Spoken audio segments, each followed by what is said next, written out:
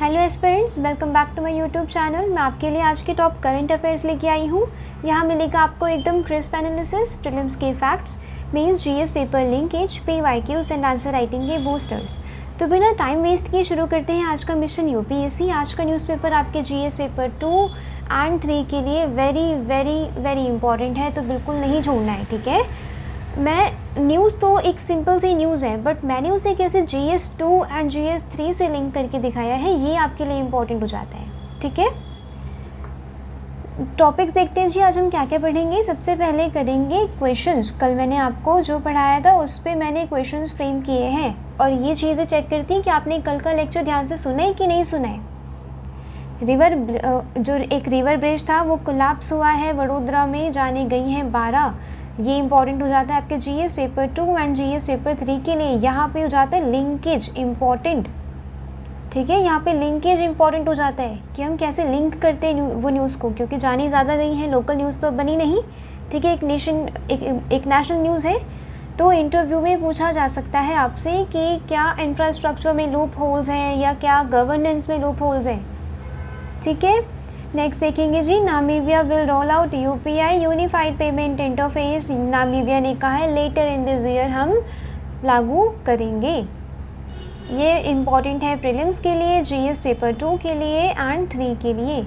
Minding the minerals gap, ये एक ऐसा एडिटोरियल है जो आपके जीएस पेपर 2 एंड 3 के लिए इम्पॉर्टेंट है। GS paper 2 IR quad countries, ठीक है।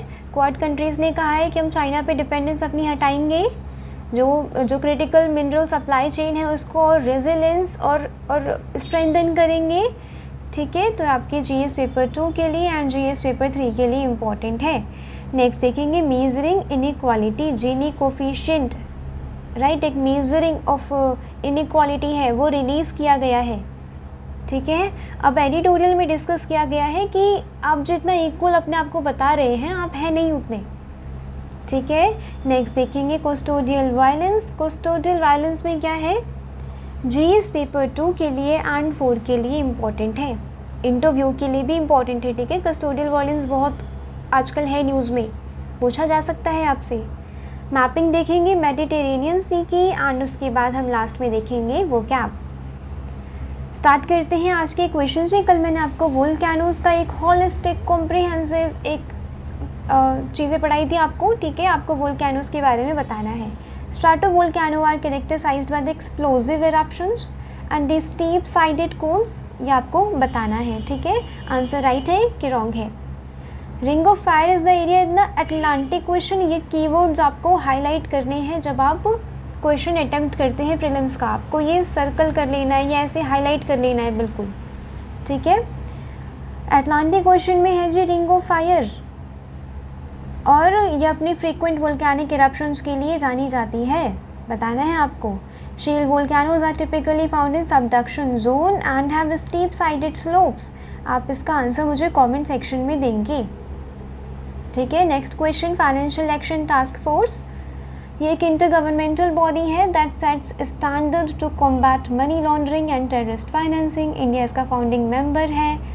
कंट्री जो FATF की ग्रे लिस्ट में जाती है वो सैंक्शंस फेस करती हैं by member state,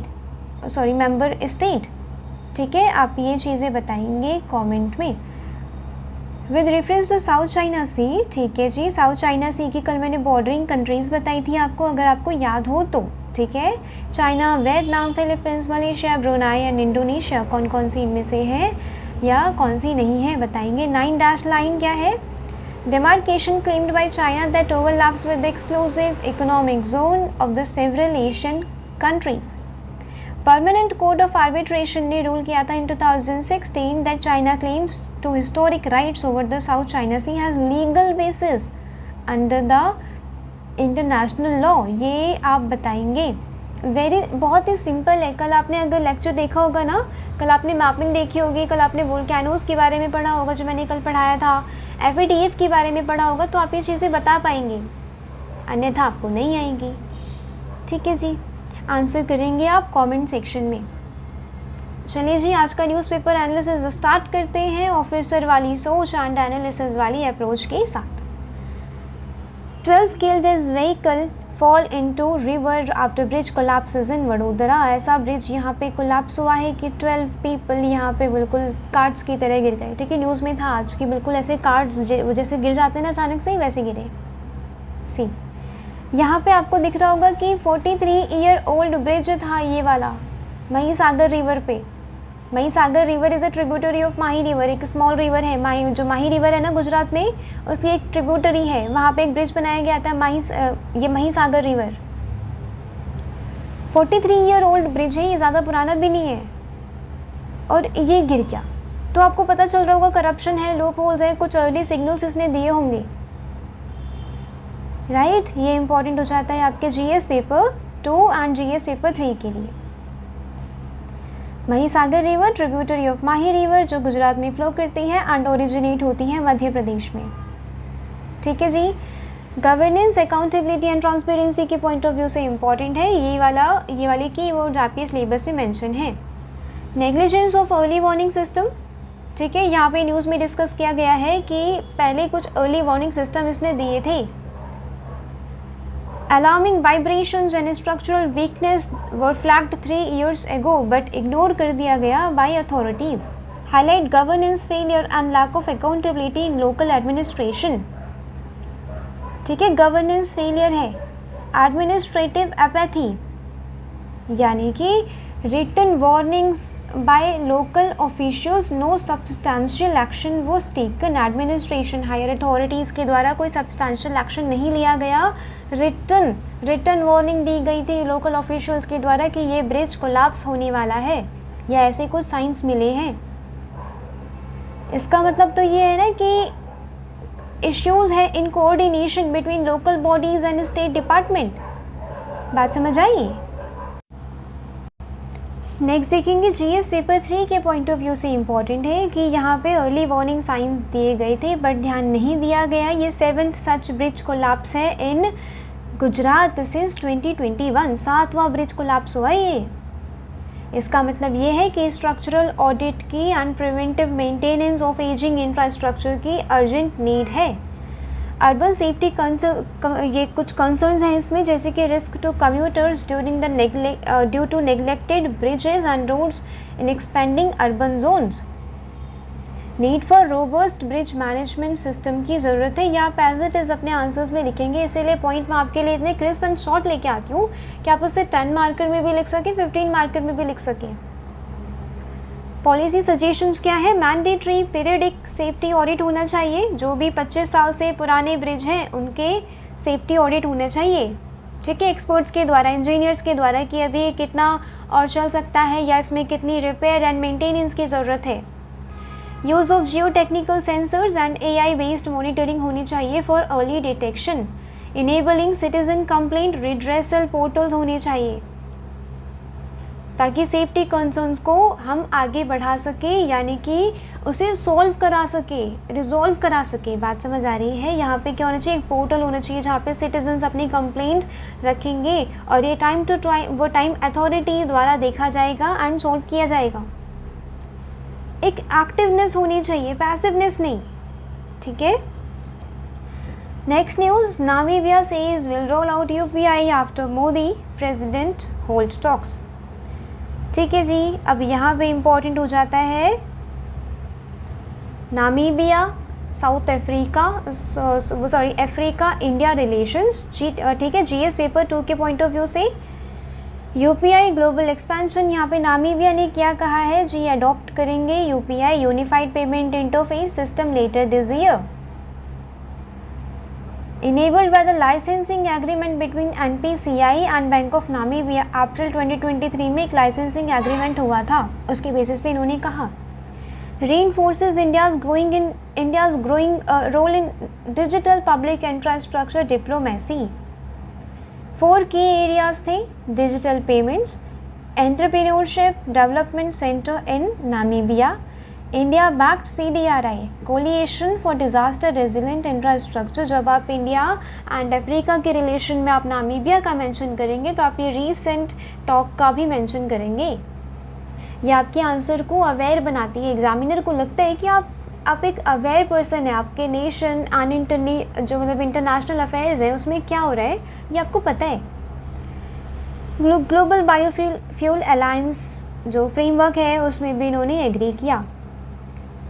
PM Modi को जी कॉन्फोर एक टाइटल मिला है नामीबिया के हाईएस्ट सिविलियन ऑर्डर। आजकल पीएम मोदी का जो भी देशों का दौरा कर रहे हैं वहाँ से उन्हें हाईएस्ट सिविलियन ऑर्डर मिल रहा है। सही मतलब अपने प्राइम मिनिस्टर पे कितने प्राउड करने की बात है ये।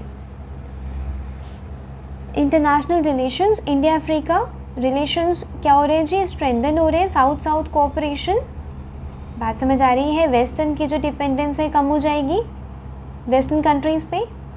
Focus on digital technology, defence, critical minerals, education, climate action and health care, आप ये पॉइंट लिखेंगे जब आप इंडिया एंड अफ्रीका के रिलेशंस को बताएंगे अपने आंसर में। नामीबिया अलाइन करता है with India's Africa east policy and Indian Ocean diplomacy. India as a digital leader, ठीक है। अब काफ़ी सारी कंट्रीज़ ऐसी हैं जो हमारे जो यूपीआई है उसे अडॉप्ट कर रही हैं। Part of India stack diplomacy includes UPI, Aadhaar, DigiLocker, CoWIN, या आप एग्जाम्पल लिखेंगे अगर आप साइंस के एंगल से आप दिखाते हैं थोड़ा, ठीक है। तो enhances India soft power and technology leadership globally, आप थोड़ा इंडिया की तारीफ भी करेंगे। यूपीआई क्या है जी, यूनिफाइड पेमेंट इंटरफेस, ये एक इंस्टेंट रियल टाइम पेमेंट, आप सब इसे यूज़ करते होंगे राइट। आपको पता होगा इससे पहले से national payment corporation of India लेके आया था इन 2016। ये एक इंटरबैंक P2P ट्रांजेक्शन्स को सीमलेस करवाता है, पर्सन टू मर्चेंट ट्रांजेक्शन्स को करवाता है। एक यूनिक यूपीआई आईडी होती है इसमें, ठीक है। बैंक डिटेल्स के without UPI runs on the immediate payment service and regulated by the reserve bank of India. ये वाली स्टेटमेंट बना के सीधे सीधे पूछा जा सकता है, ठीक है, याद रखना है। इंस्टेंट फंड ट्रांसफ़र होता है, मल्टीपल बैंक अकाउंट्स एक सिंगल मोबाइल एप्लीकेशन में खोले जा सकते हैं। ये शेड्यूल्ड पेमेंट्स को भी सपोर्ट करता है, मर्चेंट पेमेंट, रिकरिंग ट्रांजेक्शन जो फ्यूचर डेटेड ट्रांजेक्शन्स होती हैं, ठीक है उसको सपोर्ट करता है। Use of inter operable QR code होता है, mobile based number identity based proxies होती हैं इसमें। ये वाला डाटा लिखना है अगर जीएस पेपर 2 में क्वेश्चन आता है कि यूपीआई बिल्कुल एक पेमेंट गवर्नेंस का एक बहुत बड़ा हिस्सा बन चुका है, ठीक है। तो आप ये चीज़ वहाँ पे मेंशन करेंगे कि UPI has over 500 million active users and process करता है around 18.67 billion transactions per month. याद रखनी है चीज़ें, ठीक है। Making nearly 46% of all global instant payment किससे होती है, यूपीआई से होती है। यहाँ पे चीज़ बताएंगे कि इंडिया का कितना कंट्रीब्यूशन है, making India global leader in this space, लिखेंगे ये चीज़ें, ठीक है। ऐसे ही आपको वैल्यू एडिशन करना होता है कि आपने एक न्यूज़ पढ़ी तो आपने छोड़ नहीं दी आलस के मारे कि नहीं आलस आ रहा है, अरे नहीं सिर्फ हेडलाइन पढ़ी। कुछ बच्चे तो सिर्फ हेडलाइन पढ़ के न्यूज़पेपर स्क्रॉल करके बस हो गया काम। ये न्यूज़पेपर रीडिंग, न्यूज़पेपर एनालिसिस इसे नहीं कहते, राइट। वैल्यू एडिशंस आपको चाहिए होते हैं उसमें।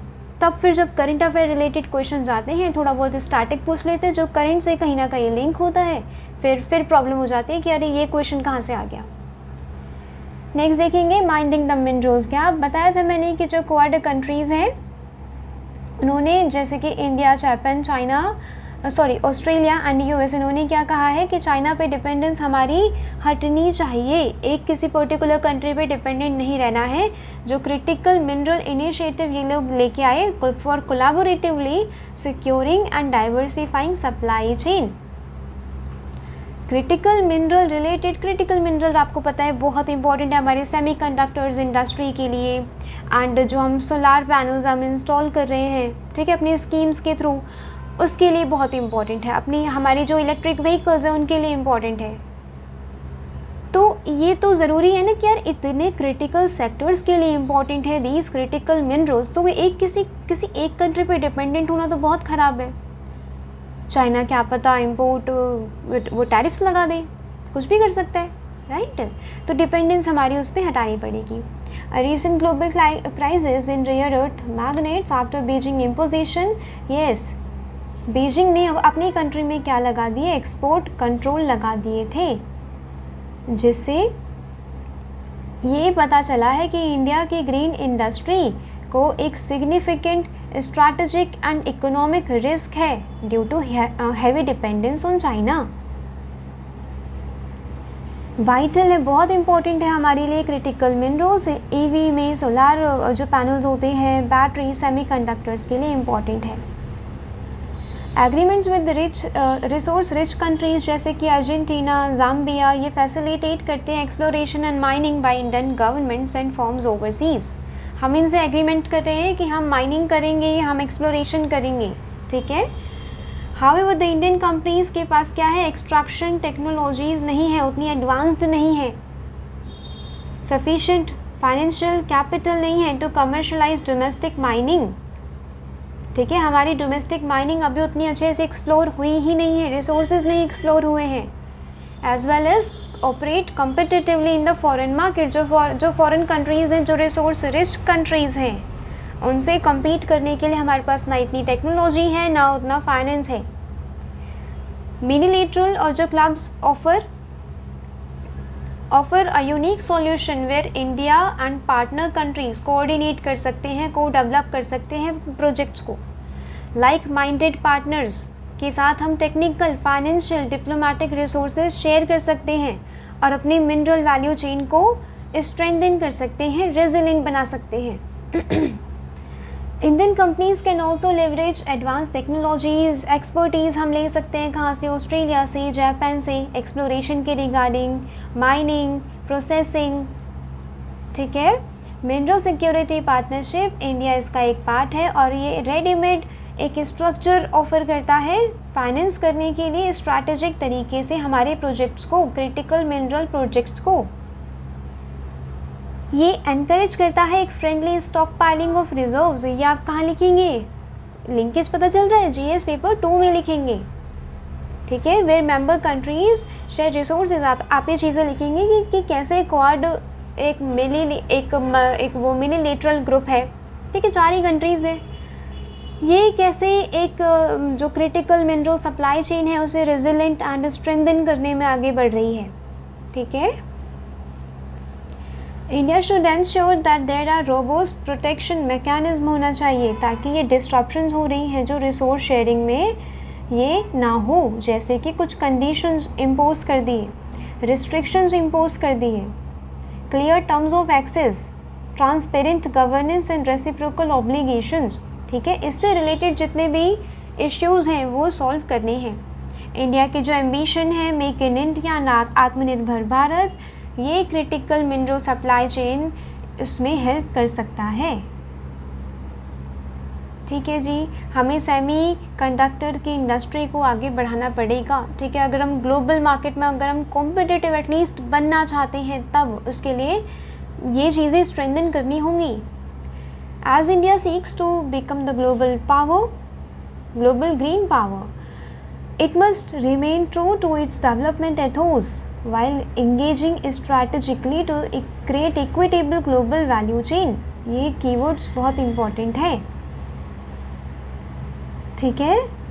और हमें उतना बिल्कुल ओवरली रिलायंट नहीं बनना किसी एक ग्रेटर पावर ब्लॉक पे, ठीक है। अपनी सप्लाई चेन हमें क्या करनी है, स्ट्रेंथन करनी है, रेजिलिएंस करनी है एंड डाइवर्सिफाइंग करनी है, ठीक है, डाइवर्सिफाई करनी है।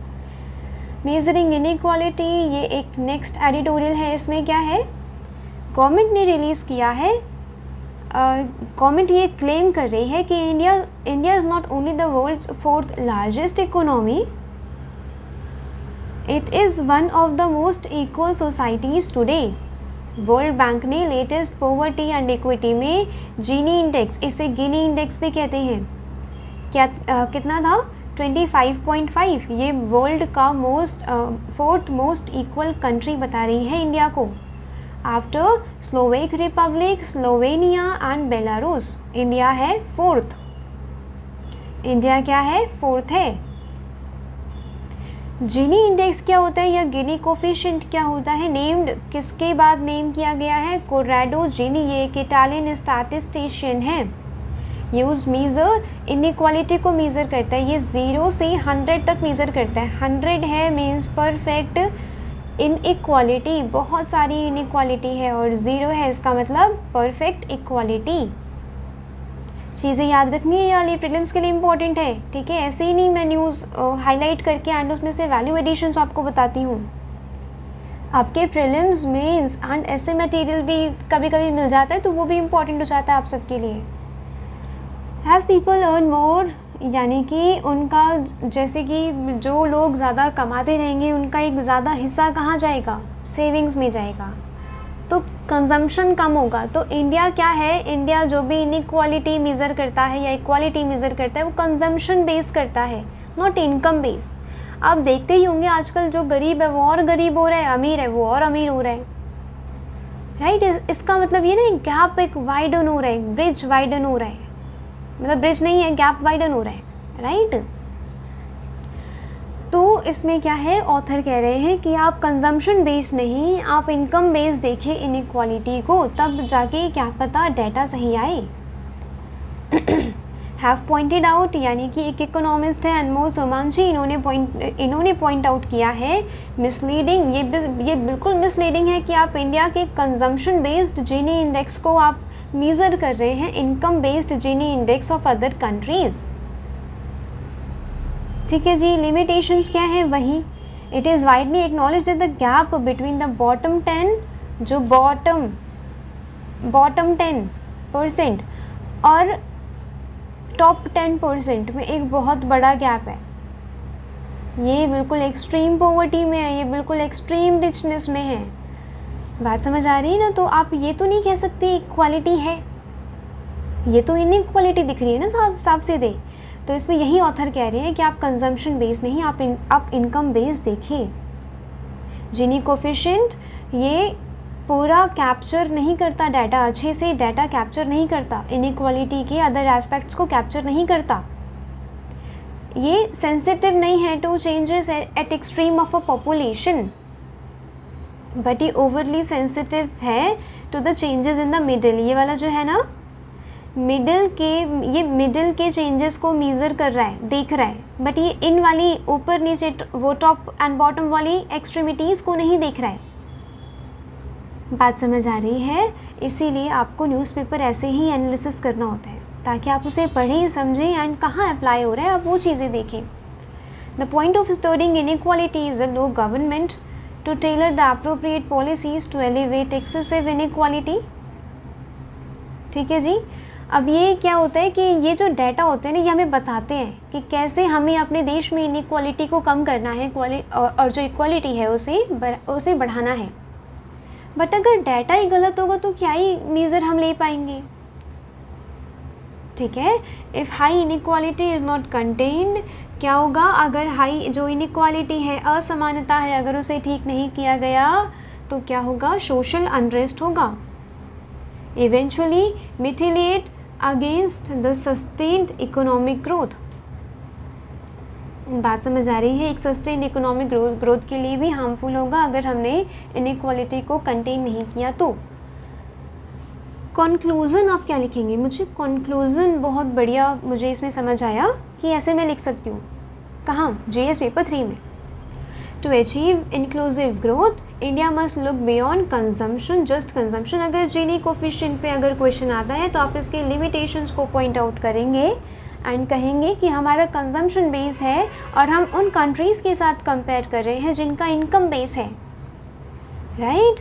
हमें कंजम्पशन बेस के बियॉन्ड देखना है, एक्सेस करनी है and access income wealth inequality with the robust and transparent data sources. आप ये एक बैलेंस्ड व्यू वहाँ पे देके आएंगे। कहाँ पे? अपने जीएस पेपर 3 में एंड इंटरव्यू में। बात समझ आ रही है? ठीक है जी। नेक्स्ट न्यूज़ क्या है? And custodial brutality begin criminal justice reform. GS paper 2 के लिए बहुत इम्पॉर्टेंट है। तमिलनाडु में एक मैन की डेथ हुई है इन कस्टडी, ठीक है।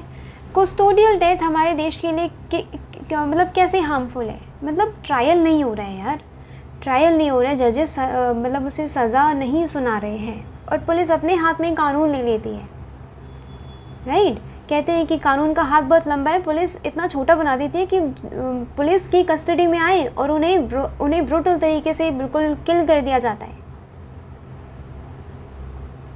ये क्या, ये आउटकम है और ये ऐसा कोई सिंगल केस नहीं है। यहाँ पे एग्जाम्पल ऑथर ने मेंशन किए हैं, बहुत सारे केसेस ऐसे हुए हैं।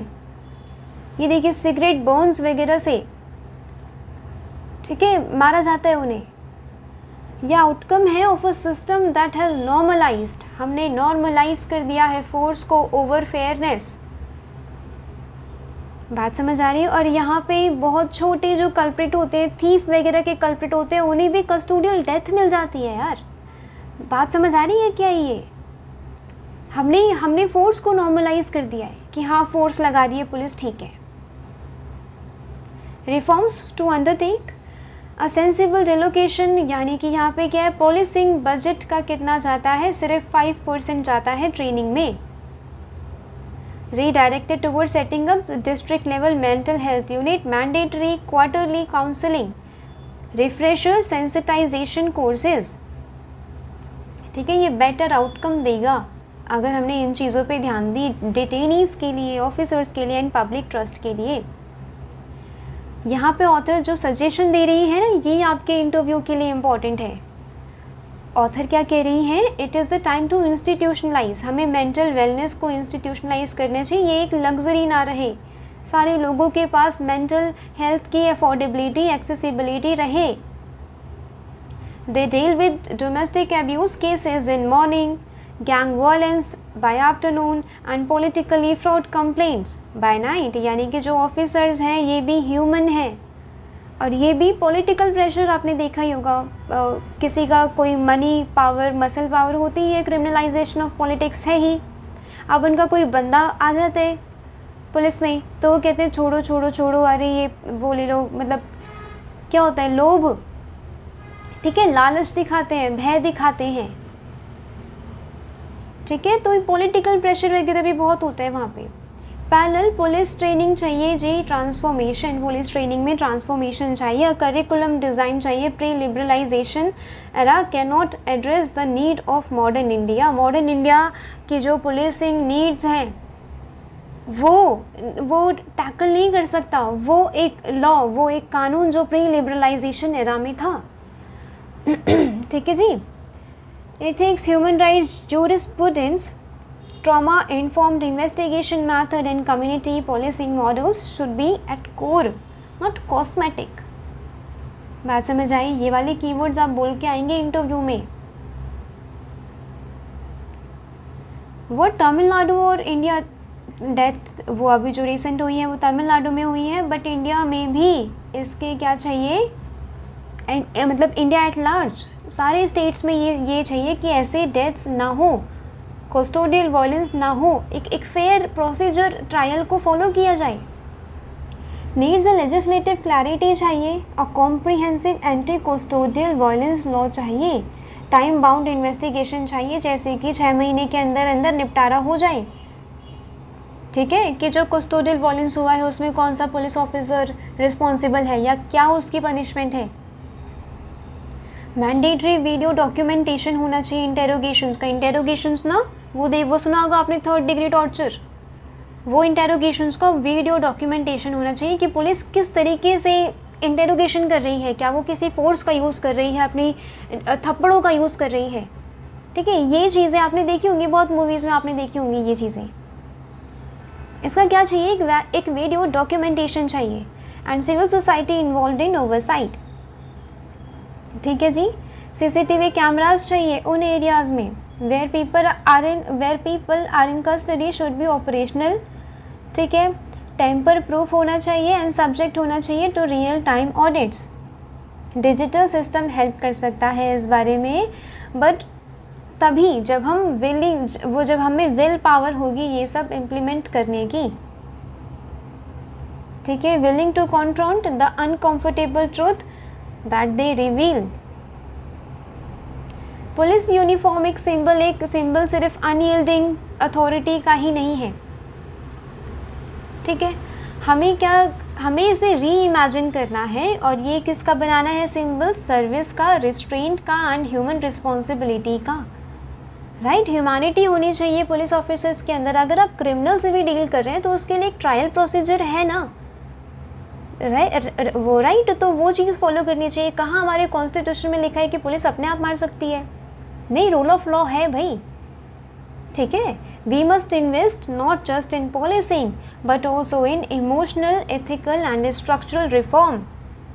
बहुत इंपॉर्टेंट है लाइन, इसीलिए मैं वही चीज़ें हाईलाइट करती हूँ जो आपके एग्ज़ाम के लिए इम्पॉर्टेंट है।